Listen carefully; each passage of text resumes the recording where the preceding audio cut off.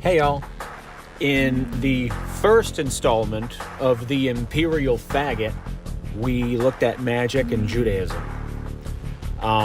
If you want some insight into what the term Imperial Faggot means, well, you're going to have to think about it. Take a look at the description of that video and think about it. Look at, why don't you go on Wiktionary.com and find out what other words are cognate with the word faggot and what the word means.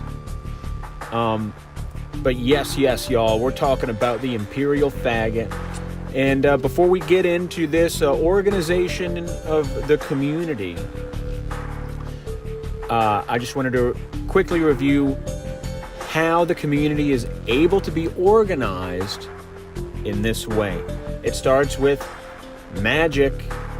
I just wanted to clarify. Magic is whenever, through deception and manipulating your emotions, you are rendered unable to process anything because you're emotional and you're stuck in a mechanical lifestyle. So it's all fabricated. And magic is whenever you are manipulated emotionally such that you cannot challenge your slavery. So you cannot challenge the system. You recognize it as natural even. It was here before me. It just makes sense. This is how society works. No, you think that because you're dead in sin. What it means that they killed Jesus is that they kill us spiritually. Okay? So do not give up hope, brothers and sisters. If you are filled with fear and confusion, that's because that spirit of truth, that he might be coming in, he might be flashing at you. You need to pursue the truth. You need to pursue peace. You need to turn away from your fear and from your pride. Okay? Don't be too proud to say the truth. When you start hiding, well, that's how magic works. When you got something to hide and when you're afraid, people can say things to totally rock your world and send you spiraling into a delusion. And that's what magic is all about. And so magic necessarily precedes the Jewish organization of community. And so let's just dive right into that. Organization of community, ancient and medieval. At the beginning of the Common Era, there were Jewish communities at Alexandria, Rome, Salami, Corinth, Athens, Delos, etc., at Antioch, in Pisidia, Iconium, Smyrna, Ephesus, and other well-known cities on the Mediterranean and in Asia Minor. In Palestine, which, even as Roman province retained its essentially Jewish character, the whole country formed one community, with its center at Jerusalem, where the highest religious, judicial, and executive authorities were located. After the destruction of Jerusalem, which, by the way, means city of peace. Okay, so, like in the Bible, when it's talking about Jerusalem, it's talking about a place where there is peace. Okay, Jeru is city, Salem, Salam, Shalom. It means peace. After the destruction of their peace by the Romans, the national life of the Jews was replaced by the communal life. Okay, so it's admitting there that Rome was the initial method of disrupting us. Which makes sense, because it is Rome, after all, who crucifies Jesus. And Rome is the state. I don't know why you people sympathize with Rome. You're really not thinking it out. You think it's cool. It's slavery. It's the Talmud applied. Anyway. After the destruction of Jerusalem by the Romans, the national life of the Jews was replaced by the communal life, on which the Roman form of government was impressed. But while the Romans reserved for themselves the government of the province, they did not interfere with the internal affairs of the communities. The Jews still had a center in the person of the patriarch, or Nazi, who had the disposal of communal offices and the right to levy a tax, aurum coronarium, which right, on the cessation of the patriarchate, was transformed to the emperor. At an early date, the Babylonian community separated from those of Palestine. And Palestine sounds like it probably comes from the word Philistine, right? So if it's talking about... So Palestine is a remnant of the Phoenicians, who were crushed by Rome. You'll see... let's back up a little bit. The Jews still had a center in the person of the patriarch, or the Nazi, who had the disposal of communal offices and the right to levy a tax, which, right on the cessation of the patriarchate, was transferred to the emperor. At the early date, the Babylonian community separated from those of Palestine and had their own head, called Resh Galuta. Exilarch? Ooh, that ain't good. Your own head. God's supposed to be your head. You ain't supposed to have your own head. Whose authority was greater than that of the patriarch. So, who is the most powerful person in this in a Jewish community? The Nazi. All right, look that up. For those who are listening, NASI. The communities, whether found in villages, cities, or walled towns, and then each of those have this modern Hebrew spelling, which can be interpreted from the ancient Hebrew, and it'll reveal the root of the concept of the village, city, and walled town. Walled tower. What the hell am I talking about? They were composed of, that is, the villages, cities, and walled towns were composed of, quote, full citizens, residents of more than 12 months standing, half citizens being from 30 days to 12 months standing, and transients, those who remained less than 20 days in the place. At the head of the community was a governing board consisting of at least 3 members, but usually of 7, and in later times of 12. If brothers happened to be on the board, they had 1 vote only between them. All communal offices, even that of physician, were filled by appointment from the court with the concurrence of the community. The governing board, even where it had absolute authority, was expected to observe the wishes of the community. Membership in the board, as well as other communal offices, was sometimes hereditary. Okay, so this respecting the community thing sounds to me like voting. So voting being how the community expresses what it wants, and the Nazi is supposed to do everything in the interest of the community. But that's not Is that the world we live in right now? Isn't that the nature of our own country? I mean, and that's politics, right? That's the whole concept of the what the freaking Democratic Republic. That's the whole concept of the Democratic Republic is this Jewish community organizing.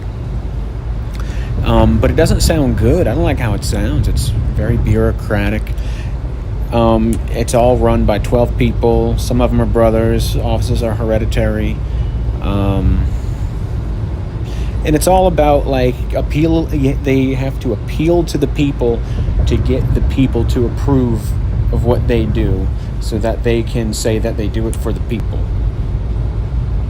I mean, hello, that's a politician.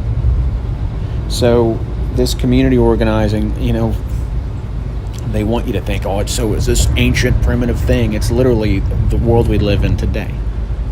It's the thing that you love and that you cherish. But it's fake. You see, they got you.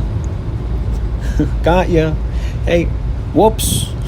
I mean, what are they going to say? What are they going to say if you tell them that you found out? I guess we'll see. Let's sit back and see what they say. All right, moving on.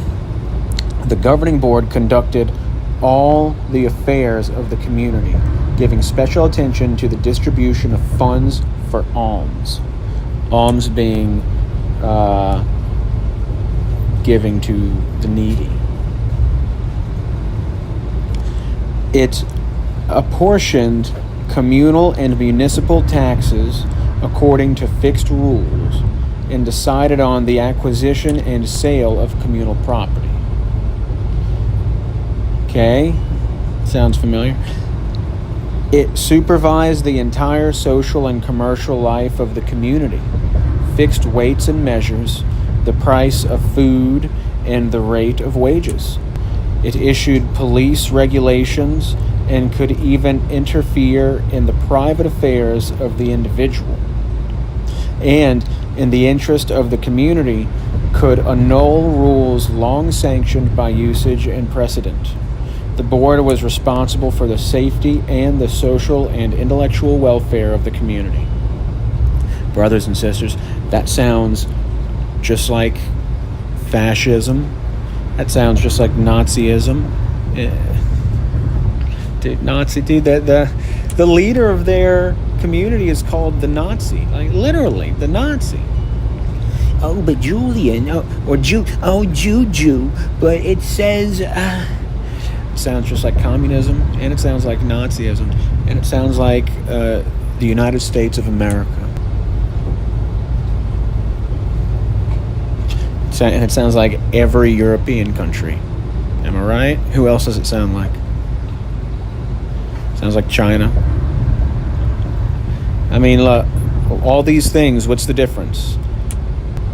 You can go on and on about what the difference is between the United States and China and Nazi Germany and Soviet Russia.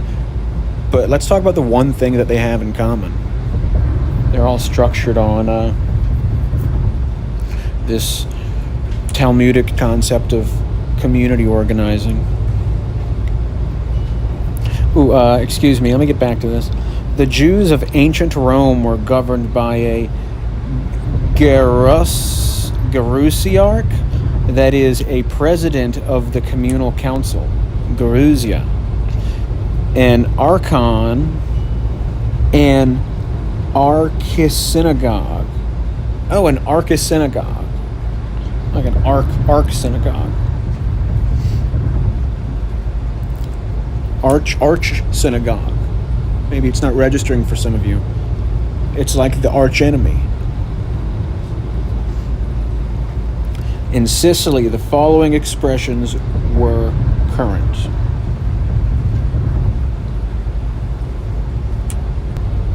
I'm trying to figure out how to pronounce this. Dienchelel, Chief District Rabbi. Manigliori. Wow, that's phonetically nice. Manigliori from this word that means keeper of the keys of the synagogue. Ooh, a manigliore. I'm going to have to do a video about that. The keeper of the keys of the synagogue. A synagogue is a group of people. A synagogue is a congregation. It's the body of Christ. Except no God allowed.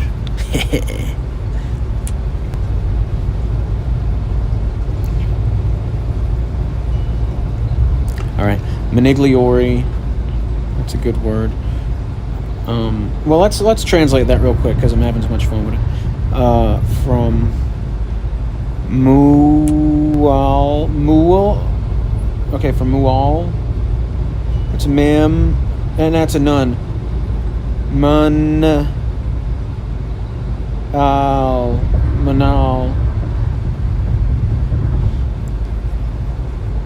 So why is there an "and" there? All right. Anyway, keeper of the keys of the synagogue, presbyter, and sacristano. These are good words. Celebrare missum, literally to celebrate mass. To conduct services, etc. Ooh, I'm sorry, y'all who's putting up with this. I'm gonna try to read better. At Cologne, the president of the community was called Judenbischof, Jewish bishop, and was assisted by a chapter. At Speyer, the archisynagogue, appointed by the Catholic bishop, was at the head of the community. The governing board was subject to the Dayan, judge, also called Hakam or Zaken. Did you hear that part, by the way? Where the Catholic bishop was he appointed the archisynagogue. Let me say it a different way. At Speyer, the archisynagogue was appointed by the Catholic bishop, and he was the head of the community. So hold on, let's process this. The Catholic bishop appointed a synagogue with a rabbi to preside over the community. Got it. Now I got it. The governing board was subject to the Dayan. All right, I just read that. Judge, also called Hakam or Zakin, who was ordained by the Nazi or Exilarch, and was the final authority on ritual, civil, and political questions. He decided unaided in money matters without being obliged to make restitution in case of an error of judgment, where otherwise 3 lay judges were required. Criminal cases were decided only by 3 scholars of standing who were usually elected for life to ensure impartiality and respect. Wow. 3 scholars of standing were elected for life to be judges. That's what we call the Supreme Court. All right, so what you should be thinking, if you're keeping up, is that we live in a rabbinic Jewish system. We live in this system. We don't call things by these names. But this that we're reading about is what Jesus came to save us from. Jesus is the revelation that we're directly connected to God, and we just have to choose to know Him, to think. God is logos, right? The root of logic. We just have to make the choice to stop indulging in the world and indulge in thought and seek understanding and sacrifice ourselves for one another and come together. And we won't The only reason that we depend on the system is because we are cattle. We act like it. We happy with it. You know, put us in front of the trough, and we gonna eat, and then we gonna go to sleep. Might watch a little porn or play some video games in between. Watch the game, chill. And we're gonna do it again tomorrow. And hey, look, you only live once too, so whatever. Whatever. Meanwhile, you don't recognize that Jesus, the person, they say it's a person. He is an idol. We'll talk about that in another video. Because we are Jesus. Jesus said, even as Moses raised up the serpent in the desert, so shall the Son of Man be raised up. And he's referring to all of us, our single identity as the one body of God. Okay, he's our mind, like we're him. Like, we need to let him in so that he can take control and create. It's our ancestors who created all things. Even as we remember people creating things when we were young, and now we live in a world where a few people know how to create anything, and people are very distracted. And then who is it that killed Jesus, the guy who wanted to love each other and turn from ourselves? And it's the people who said the governing board was subject to the Dayan, it's the people who wrote this dang book. It's this here so-called religion. It's this quote-unquote Judaism, which has nothing to do with God. It's just slavery. It's just a bunch of rules that are supposed to protect us with indifference, but then you keep rewriting the rules so that you can get away with exploiting us as we become more and more weak and unable to resist and unwilling. And that's why juju is here, brothers and sisters. This is good juju. That's what I'm all about.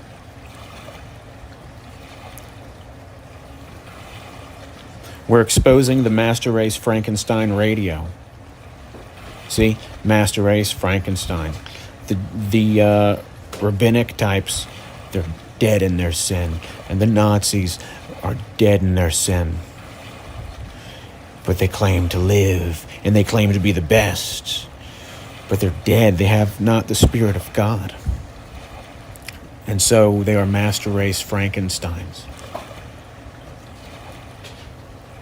And that's what I'm here to broadcast. So I'm so happy I could bring this to you. I'm gonna get out your way and let you hear what this says. He, that is the Nazi, decided unaided in money matters without being obliged to make restitution in case of an error of judgment, where otherwise 3 lay judges were required. Criminal cases were decided only by 3 scholars of standing who were usually elected for life to ensure impartiality and respect. They did not, in general, draw a salary, but when their entire team was devoted to the affairs of the community, they might receive means sufficient for a bare subsistence. They had supervision over all religious and political affairs. Those who had been ordained at Babylon were called Rabbonim. Those ordained in Palestine were called rabbis. The title of Haber, associate, was bestowed upon a person who had rendered special services to the community. He was considered in many cases an arbiter. A community consisting of more than 10 members was a synagogal community and was obliged to secure a synagogue, the judicial and outer affairs of which were in the hands of a committee elected from the members of the governing board. It was not permissible to sell or exchange the synagogue except in cases of extreme necessity,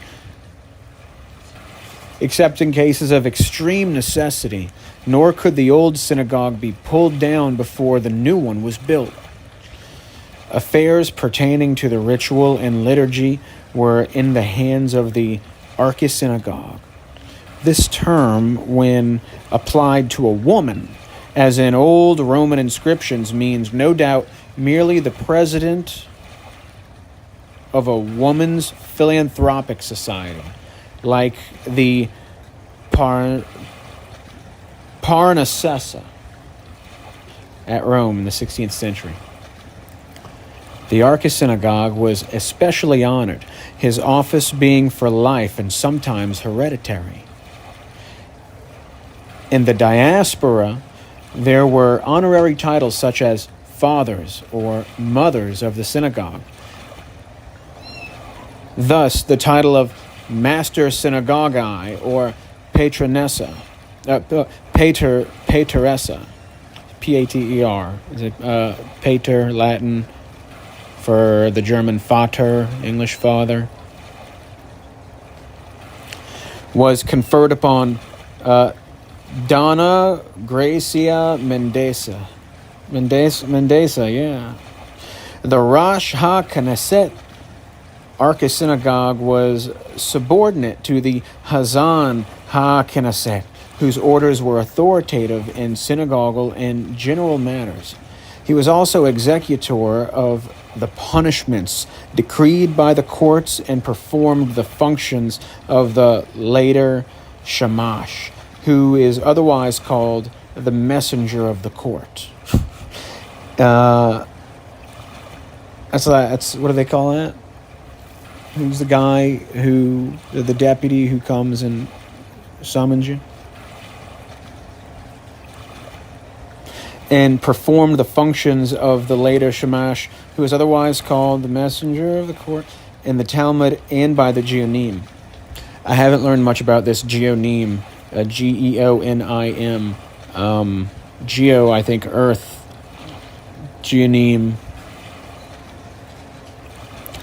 The delegate of the congregation, or leader in prayer, stood before God as a representative of those who did not understand the import of the prayer. God, none of them understand, but I do. So let's do this. You and me. Hey, they're just here for the fun. They're here for the ride. They like to sit and stand and twiddle and stuff. All worthy persons, however, and especially those in straitened circumstances or in trouble, were allowed to lead in prayer on days of fasting and repentance. The lesson from the Torah was read by the reader, although anyone called upon was to read his own section. The weekly section was translated into the Aramaic vernacular by the dragoman, who was entitled to compensation, and in order to ensure the requisite minimum for the service, 10 men, called batlanim, received a regular salary to attend.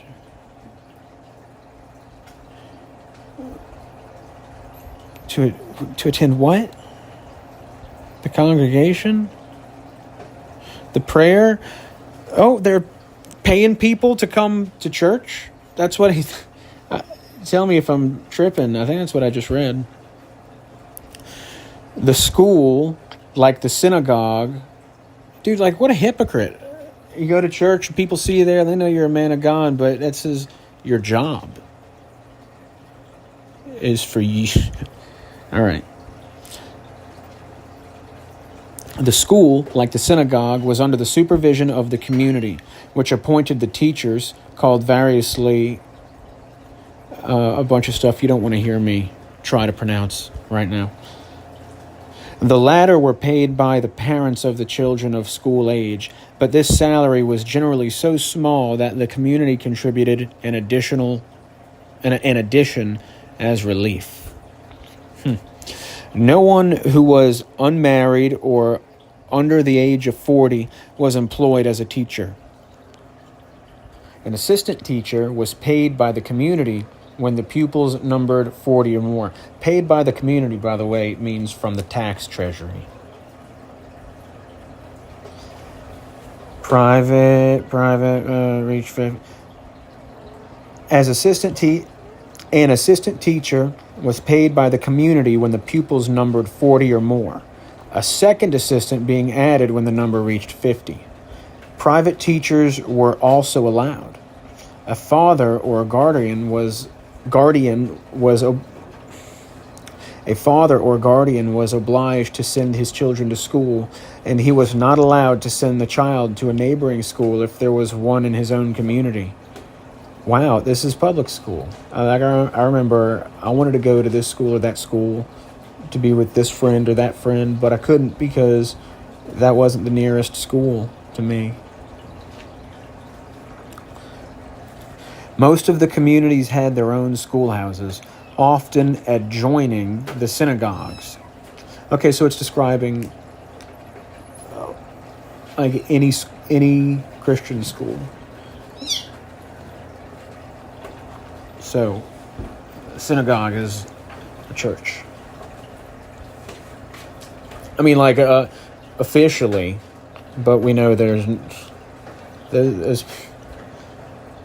they kill us. They kill us. That's what the Talmud's about. It's about ritually sacrificing us. Spiritually, that is. It's all spiritual. We allow it. And so it could be argued that we do it to ourselves. It could be argued that they're not at fault. It's kind of hard. I guess it's not hard to argue, but you got to be heartless to argue that. Anyway. The management of the alms fund was... I guess I could stop there, right? Should have stopped there. There's a lot of pages. I don't want to do the whole thing. My wife said dinner's ready. Okay, I'll just finish this page. The management of the alms fund was an important matter. It was in the hands of a special committee chosen generally from among the members of the governing board, and hence also called Kernamim, is that a cough? Krenamim.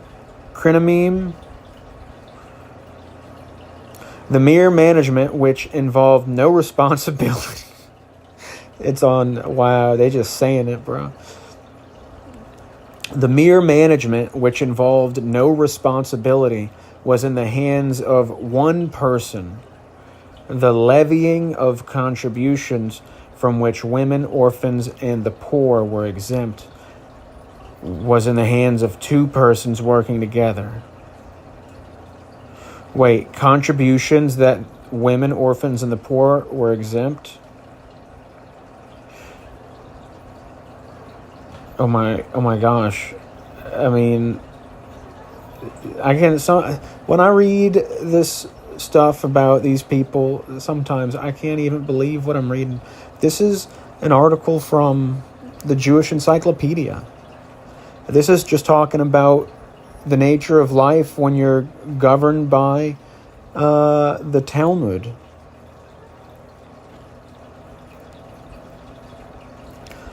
Okay, it's called Talmudic slavery, or otherwise Satanism. Shatanism, if you want to be culturally sensitive. The distribution was in the hands of at least three persons. We got that. This office also was often hereditary, and the antecedents of the incumbent had to be irreproachable.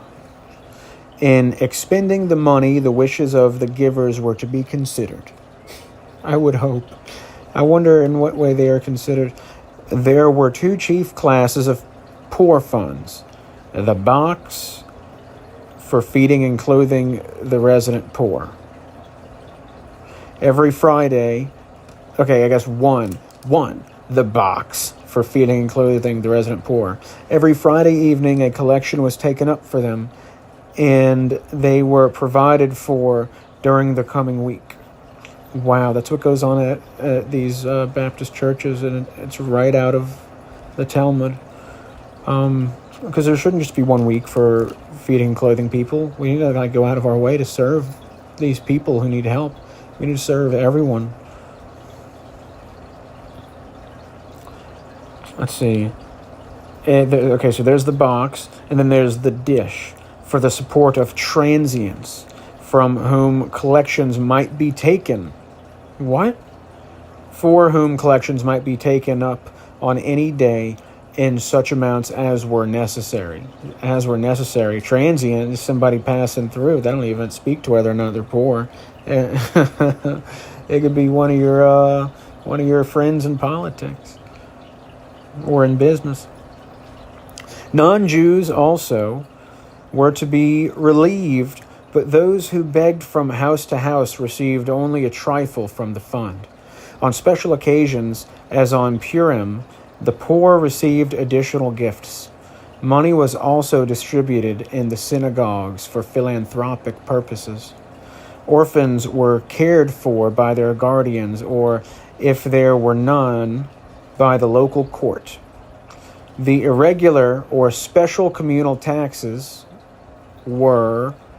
All right, you want to see what they were? Let me go to page 3. Levied only when the occasion demanded, and only upon those directly concerned. Okay, I'm just going to go a little bit more. The fund was managed by the treasurer, who was a member of the governing board. So the governing board, this sounds to me like the 12 disciples. I see a parallel there because I think the treasurer and I think Judas. The budget included the expenses, first, of the synagogue and its service, to which the full citizens, including orphans, contributed. 2, of education, such as the building of the schoolhouse and the occasional relief of the teacher, to which all members of more than 2 months' standing contributed. Of the poor fund, consisting of the Kuppa weekly food distribution, supported by all members of more than 1 month standing. The Tamui daily distribution of meals, supported by those of more than 3 months' residence. The clothing fund, maintained by all residents of more than 6 months standing, and the burial fund, supported by all those of more than 9 months' residence. Of the public safety, such as for walls, soldiers, etc., to which all full citizens and all landowners, and even orphans, contributed. Talmudic scholars only being... What do they mean by that? And even orphans. Dude, landowners and even orphans contributed. Talmudic scholars only being accepted,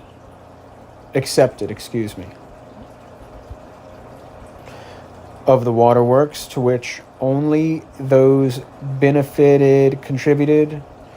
The state taxes were portioned among the communities, which divided them among their members. Sorry, I lowered the mic for a bit. Only scholars were exempt from the poll tax, while the tax on real estate was paid entirely by property owners. Whoa!